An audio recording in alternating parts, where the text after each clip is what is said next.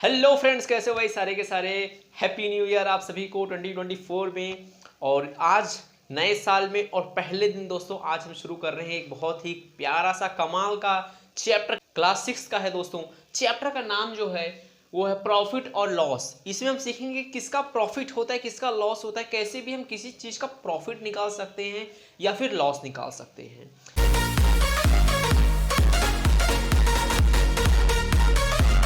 दोस्तों इस चैप्टर को शुरू करने से पहले, आरंभ करने से पहले हमें कुछ चीजें याद रखनी पड़ेगी, फॉर्मूलेज याद रखने पड़ेंगे।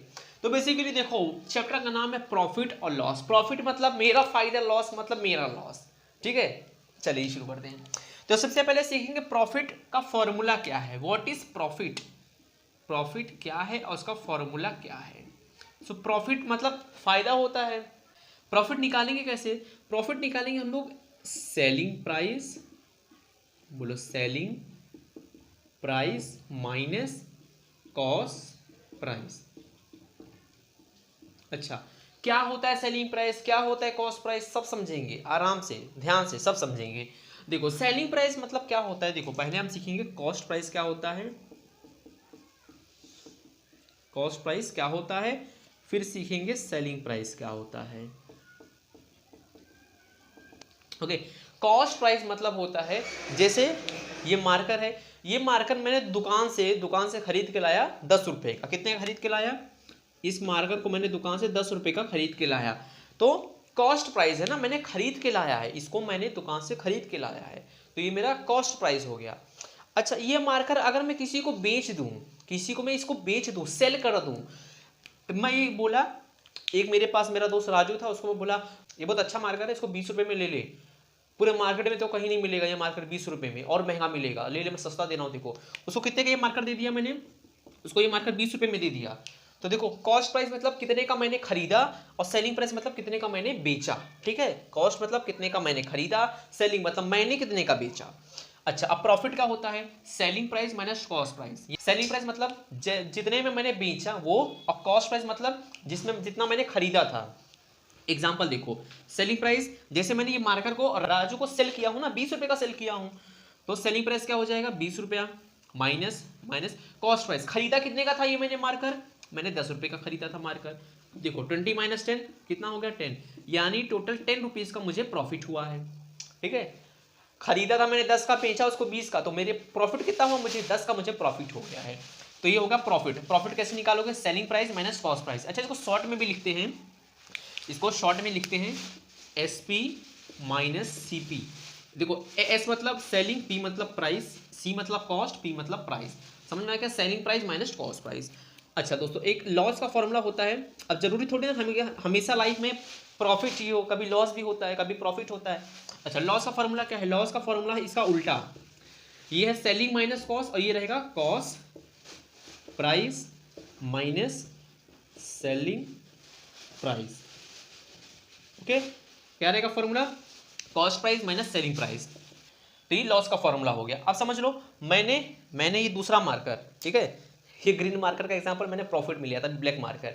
ये मार्कर मैंने दुकान से खरीदा 15 रुपए का। कितने का खरीदा, इसको मैंने दुकान से खरीदा 15 रुपीज का। राजू, फिर से राजू आ गया, राजू को मैंने बोला राजू ये मार्कर मुझे बेचना है, ले ले। तो राजू बोला मैं 10 रुपये में लूंगा। बोला ठीक है 10 रुपये में ले ले। राजू क्या बोला, राजू में बोला मैं 10 रुपये में लूंगा, तो मैंने उसको 10 रुपये में बेच दिया। मैंने खरीदा था उसको 15 रुपये में, बट राजू बोला कि भाई मेरे पास पैसा नहीं है, 10 रुपये मुझे दे दे। बोला ठीक है ले जा, 10 रुपये में उसको सेल कर दिया मैंने। ठीक है, तो कॉस्ट प्राइस क्या था, खरीदा कितने का था मैंने, 15 रुपये का खरीदा था, सेल कितने में कर दिया, 10 रुपीज़ में सेल उसको कर दिया। तो देखो 15 माइनस 10 कितना होगा, 5 होगा, यानी मुझे 5 रुपीज़ का लॉस हो गया है।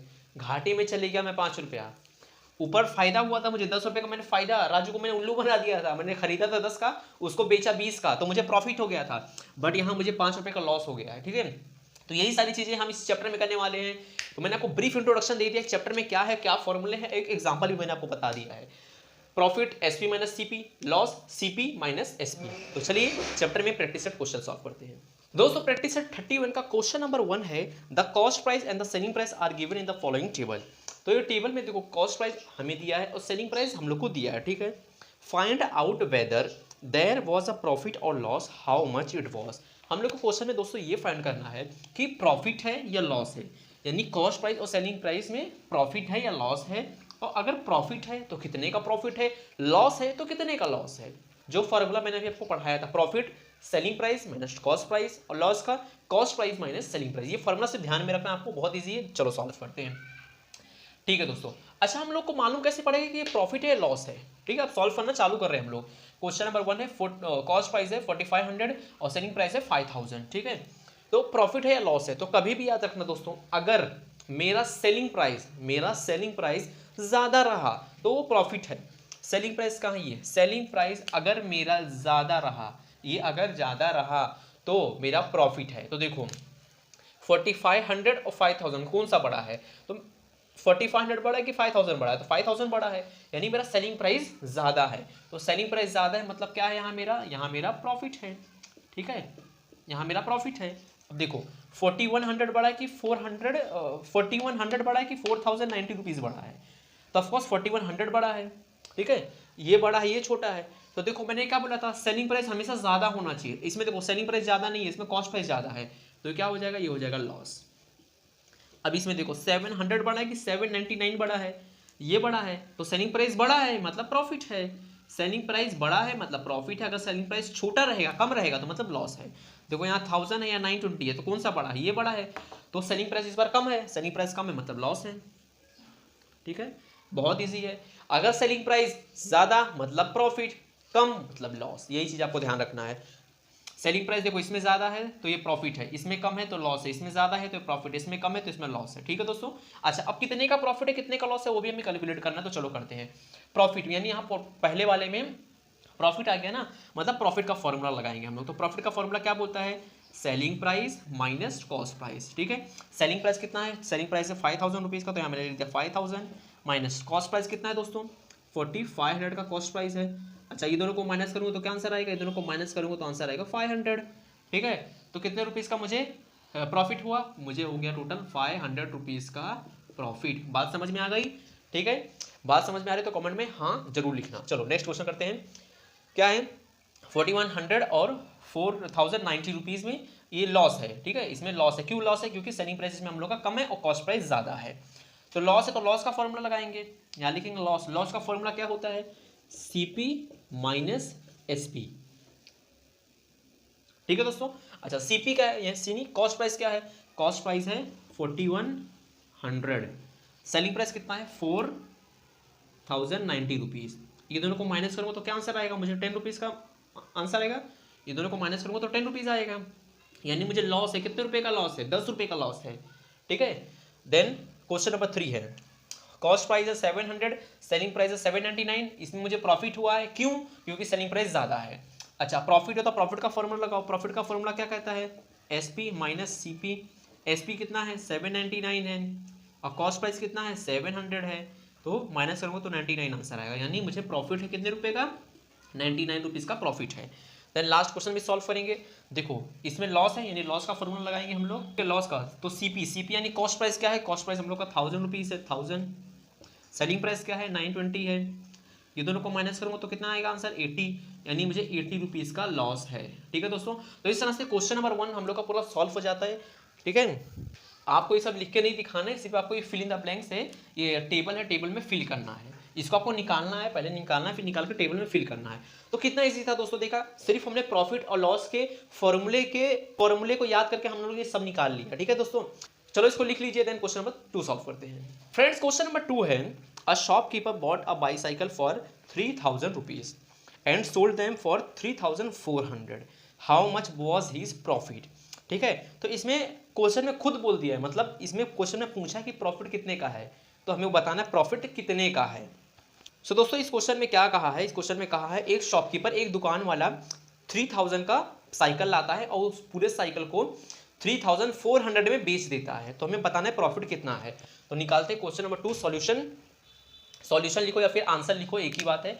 यहाँ लिखेंगे पहले द कॉस्ट प्राइस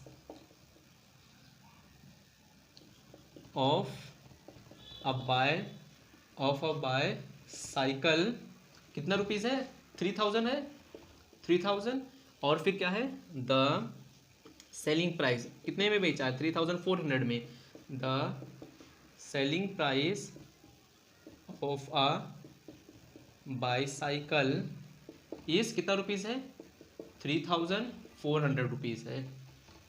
ओके 3400।